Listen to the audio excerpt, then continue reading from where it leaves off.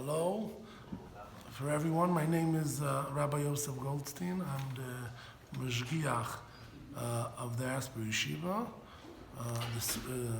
Mashgiach means spiritual advisor, and I was sick. I had corona, my wife and me, and my wife went to the hospital. She was pregnant, and she had to go twice. She had a hard time breathing, and there was also a question of danger for the baby. So I called the Makubal, Rabbi Yaakov Shepherd, and I asked him, please, if he can help us make us a Pidyon Nefesh, which is known by the books in the Holy Sfarim that the Pidyon Nefesh is I can change a gezerah from mamish and can change the whole thing and save a person from death to life. And we really saw it. It wasn't understood.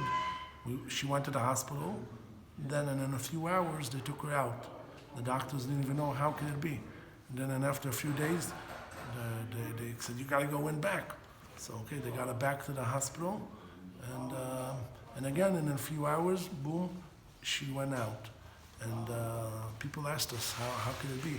So I look at it in a spiritual way.